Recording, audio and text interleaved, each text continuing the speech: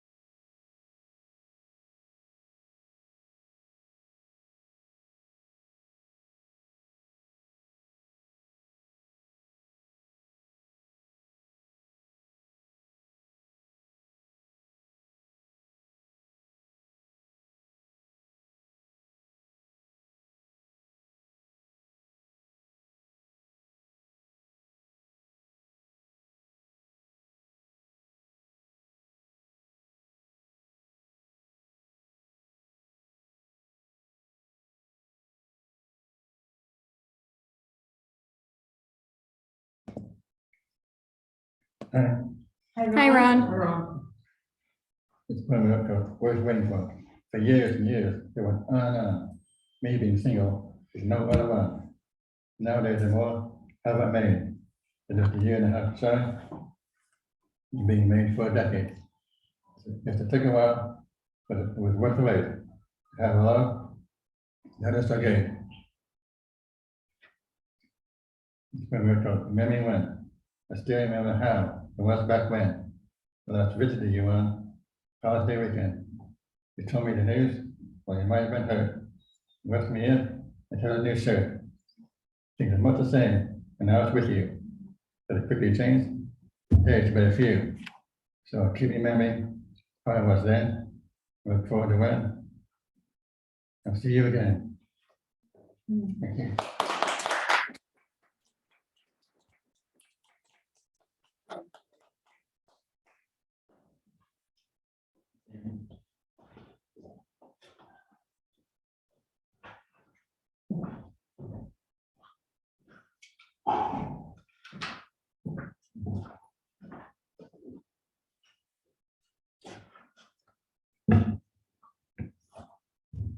Can you hear me? Is that good? Am I going through the mic? Yeah.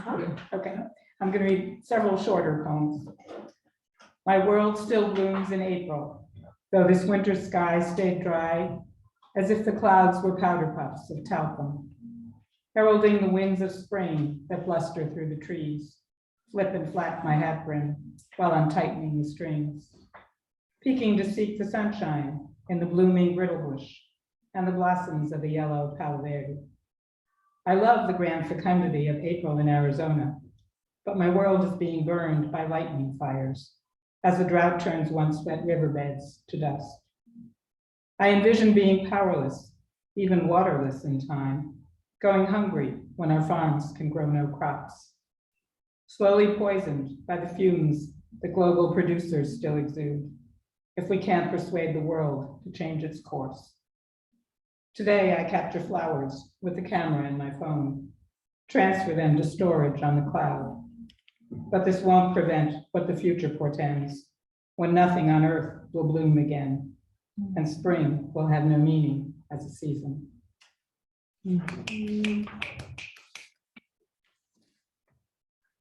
Rain of my imagining freshened the air as it flushed my dusty mind, rinsed the dull gray clouds and fluffed them dry, briefly shuttered the sun, then blued the sky. Rain that I imagined drizzled lightly in the park. Children, unabashed, consider it an outdoor bath. Elders slip off sandals and allow bare feet to dance.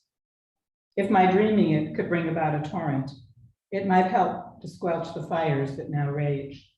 If it also swished the wind away and rained real hard for a whole damp day, without a trace of lightning, not one glimmer of a spark, just a gush of water from morning until dark.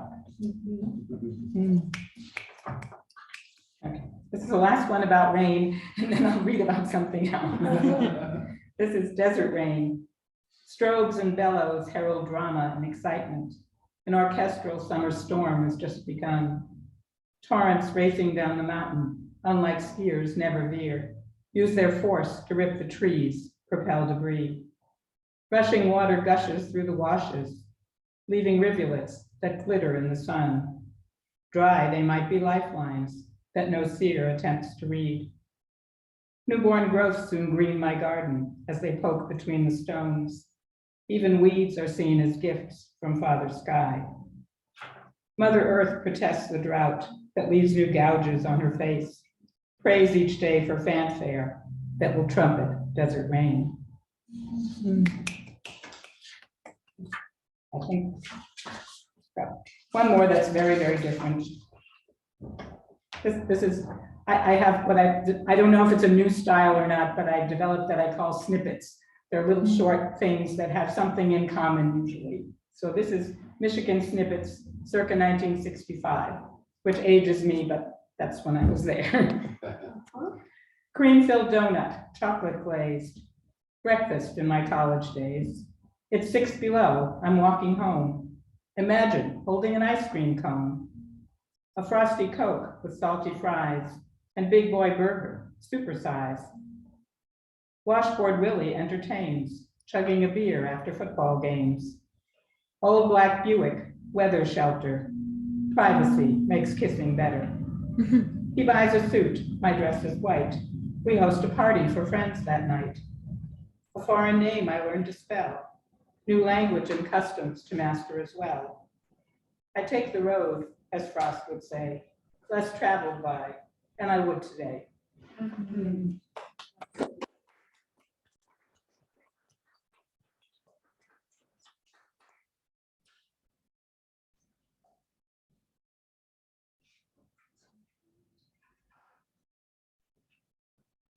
Thank you, Ron and Sharon. And also thank you all for being here. I know it's like this really lovely, like not glaringly sunny day outside right now. So I appreciate everyone showing up for Helicon. So our next, well, I guess first of all, has anyone else felt the move to sign up for the open mic list? Okay. I'll throw myself on the end selfishly since we have time. So our next three readers, and again, feel free to be moved enough to come sign yourself up. But as of right now, we will hear from Michael Skillings, then Star Colebrook, and then myself. All right, Michael.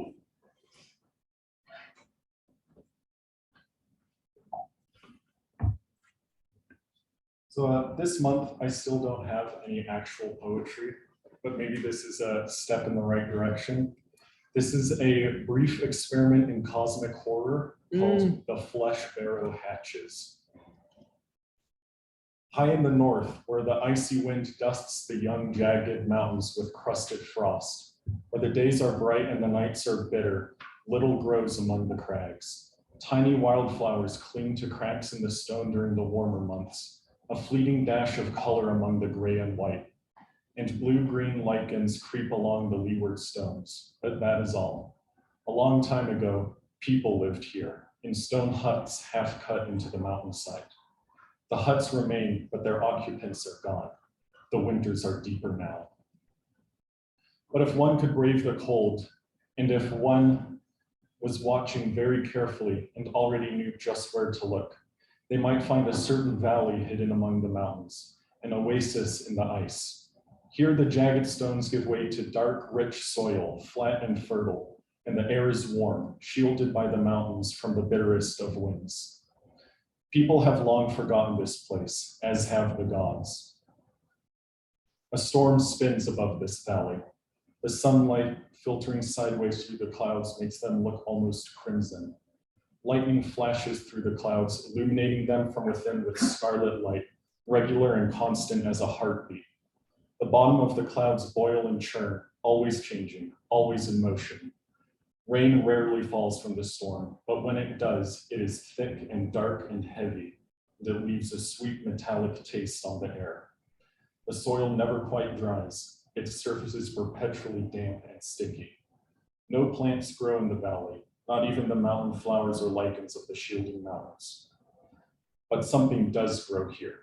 Just below the surface, a fine capillary mesh catches the rain and soaks nutrition from the soil. The tendrils converge and join as they run towards the center of the valley, until they become massive arteries, burrowing through the ground like roots and writhing gently like sleeping worms. Here, where they reach the center of the valley, just below the watchful eye of the spinning storm, here is where the flesh barrow grows, a bulging heap of muscle and tissue, dancing to the beat of a dozen discordant hearts.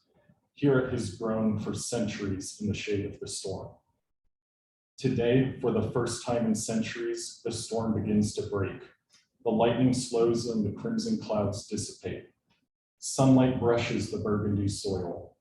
The wet surface of the flesh barrow glistens.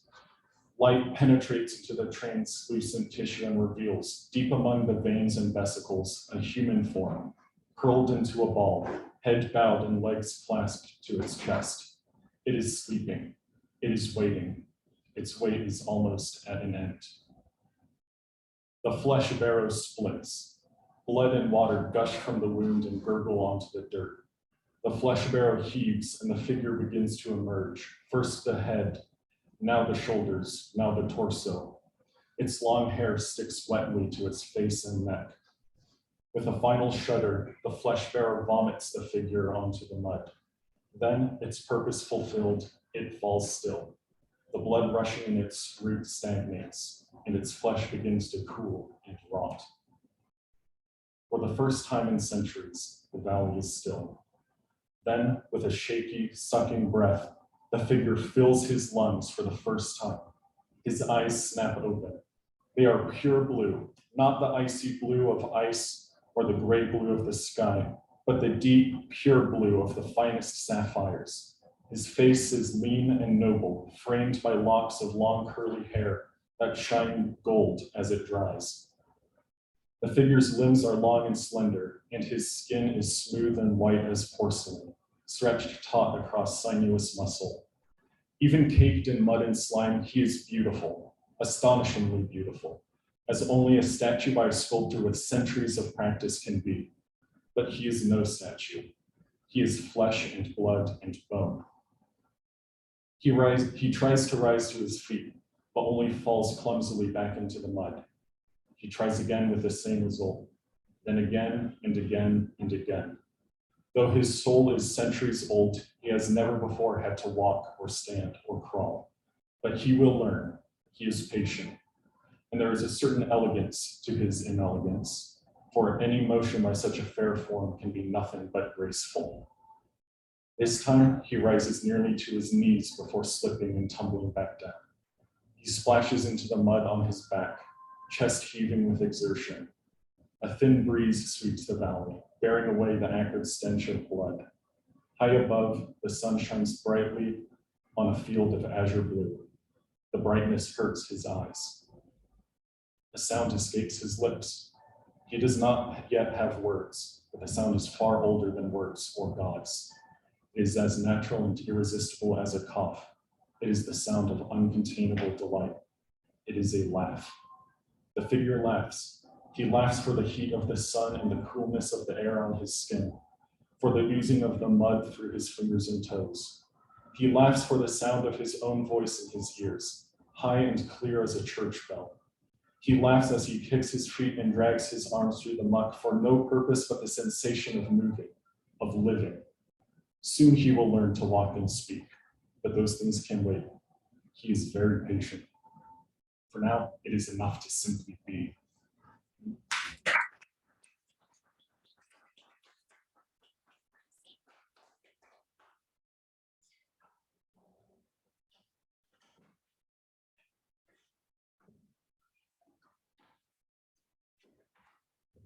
Really great readings tonight. Thanks, everybody.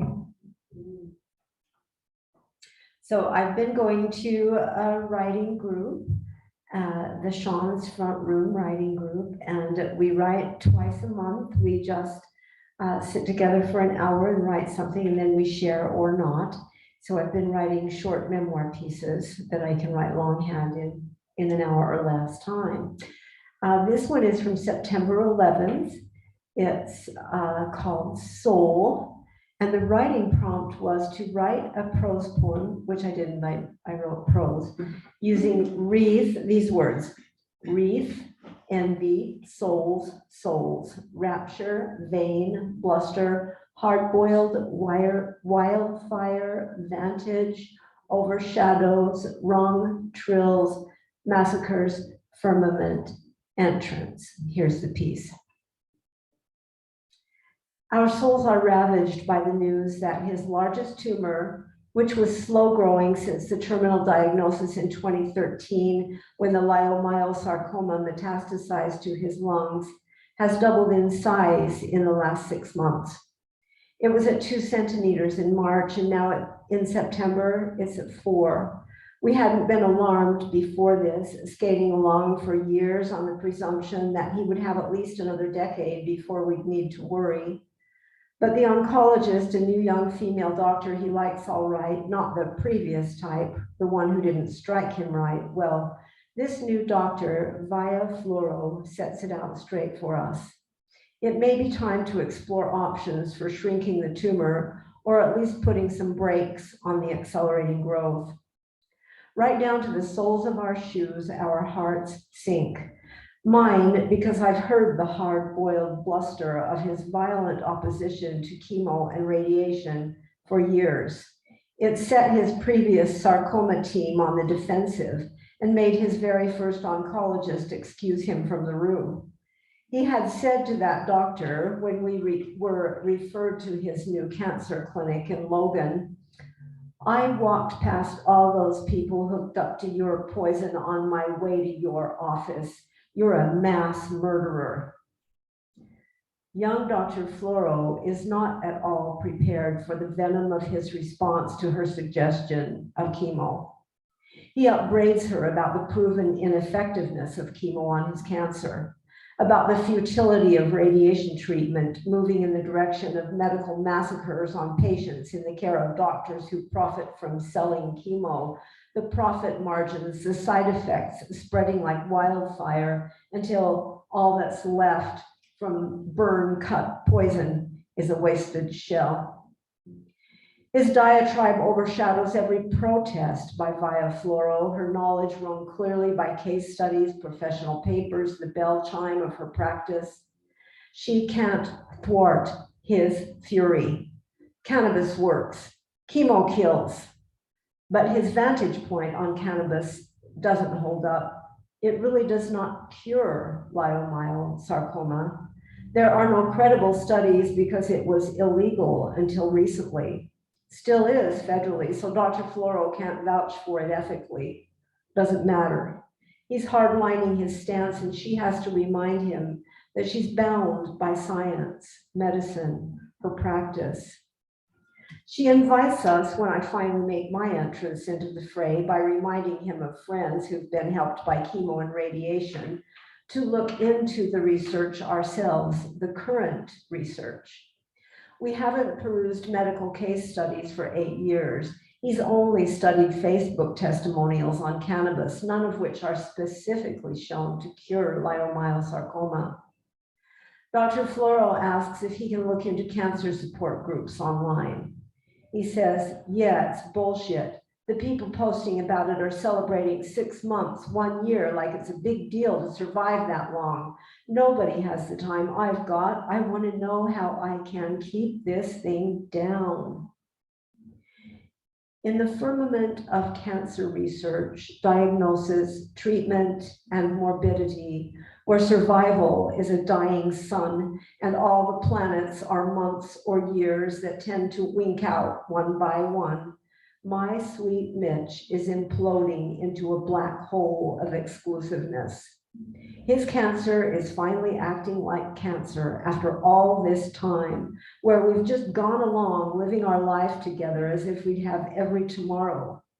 We've been the envy of all of our friends, many of whom were ravaged by chemo and radiation, trying everything to survive and died anyway. We're like a Christmas wreath on the front door in late January. Time to take that thing down. Stop pretending we're decorations that will outlive the season, make it whole and fresh into the next. Our time seems to be up. The halcyon days of denial, burnt out and smoldering. The tumors are growing faster, all of them, and the largest one has doubled in size. Recognize it. To remove it by surgery would only cut into the others. There is no rapture here. Nothing rises out of this place where everything seems futile, where there is no higher plan available, no dike, no sandbags, no holding back the flood that wants to drown his lungs in the storm of sarcoma. Where's our cancer treatment weather vane? Which direction will it point us in? What options do we have? Our souls are ravaged. Still, we hold our hearts out to each other. Surely there is goodness in that, and joy, a little, a lot. Besides the burning and the cutting and the poison, which we won't be having, we'll be having what we've had, but perhaps with less denial, more acceptance. Maybe not. Maybe.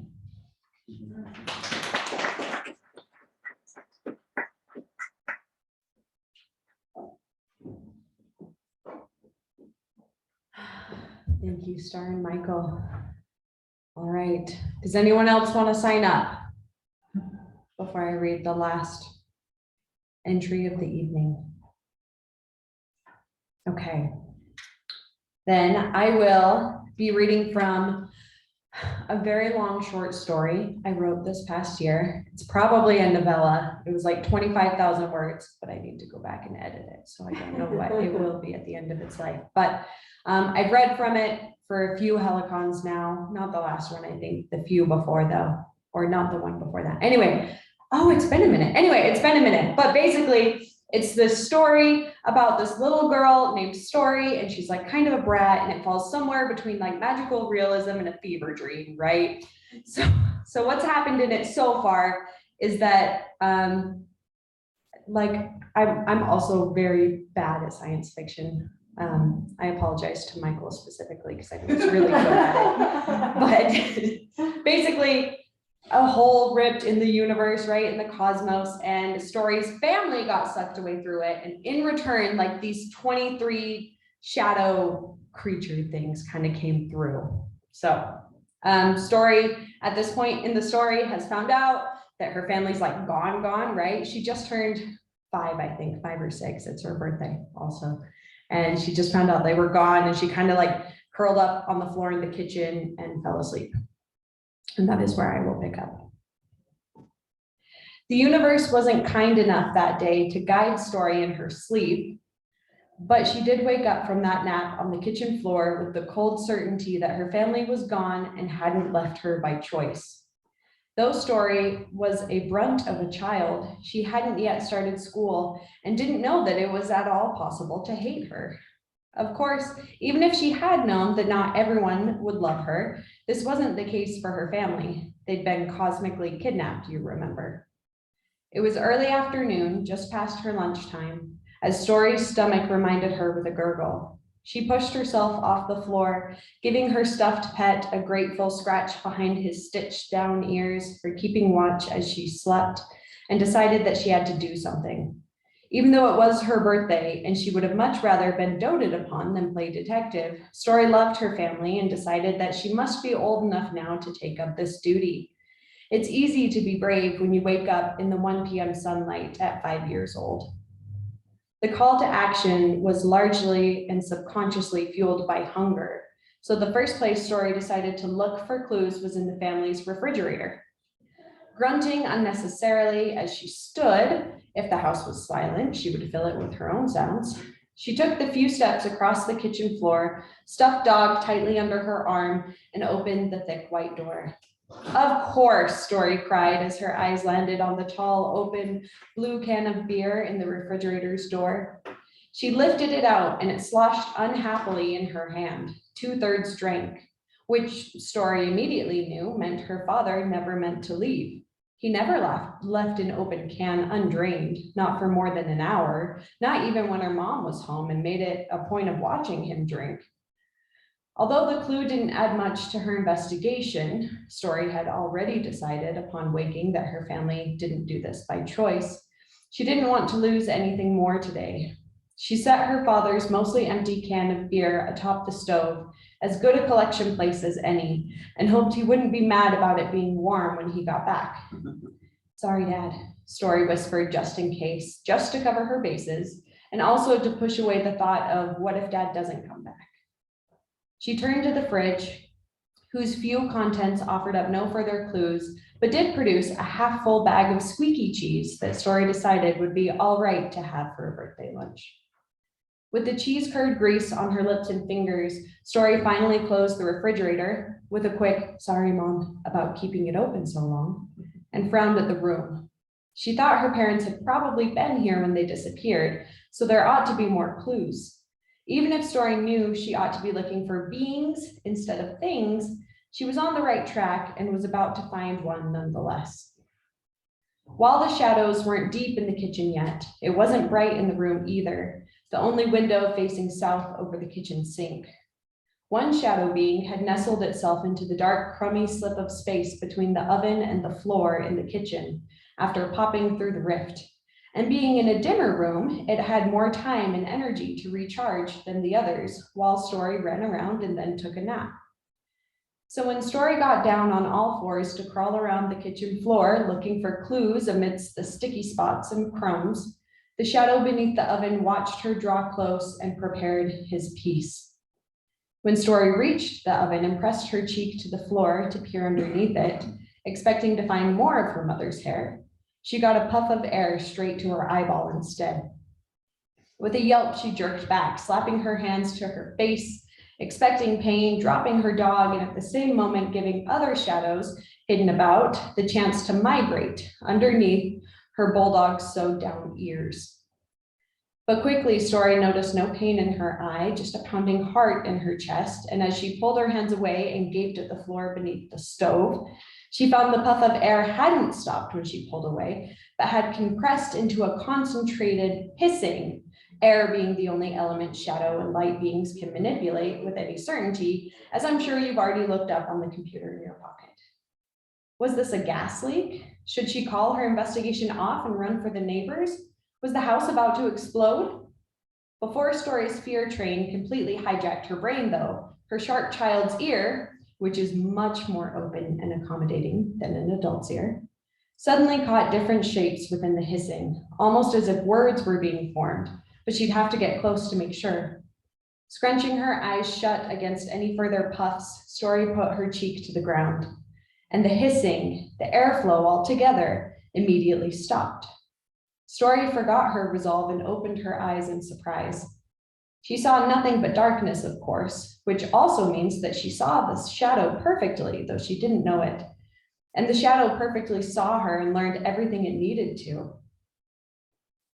Lonely, aren't we? The shadow hissed on the peripheries of the English language, translated only by the grace of Story's young brain. Story froze, unsure and terrified in equal measure.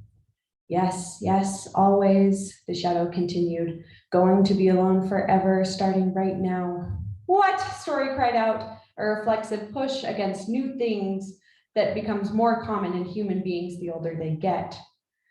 No one coming, no one else, no one to understand you, the shadow pressed. Who are you? Story demanded in her bravest squeak, incorrectly putting the shadow in a human context. And how do you fit under there? Come closer and find out, the shadow snapped, which Story wisely did not do. Though shadow beings can't do much physically aside from moving air, they can create quite the mental and emotional quagmire, as is in line with their goal, which is to create and perpetuate more darkness in the world wherever they go. I can't, Story snapped back at the sliver of darkness. Now you're in my house on my birthday, so tell me who you are. The shadow, of course, didn't have an answer to this line of questions, being no one but one of 23 to come through the rift on this day in this place, so it kept up its torment instead. Alone on your birthday, of course, this is your lesson. Others will always go, always leave you, no one to love you. No matter how many around you, you will always be alone. Poor Story, having no idea what was happening, besides not having any knowledge of how to deal with unwanted cosmic visitors, felt quite cold and alone at the shadow's words. Truthfully and literally, she was both those things, which only helped the shadow's poison. But you know how they operate, don't you? No? Don't want to ask the magic googly box in your hand? All right, then I'll briefly review, but if you have any specific questions, it will be up to you to research them. This is a story and not a two-way conversation, you know. And we'll stop right there. Wow.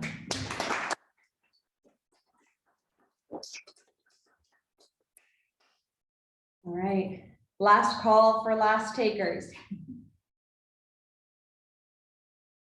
Okay, it was a short but very poignantly sweet evening tonight. I thank you all again once more for being here, for participating in our open mic summer.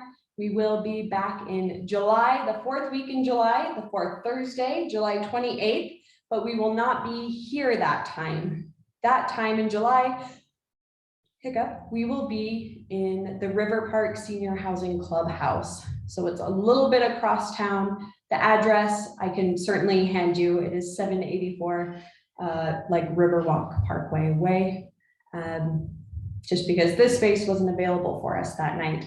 And so we found another really accessible, accommodating place. So I hope you can join us. I will be sending out that reminder and the address and the information in the email to the mailing list. So if you signed up with your email on the paper, you will get that handed to you very soon. Okay, have a great night. Thank you. Fred. Oh, and drink the coffee on your way out. Make bad decisions. Be like me. copy for me.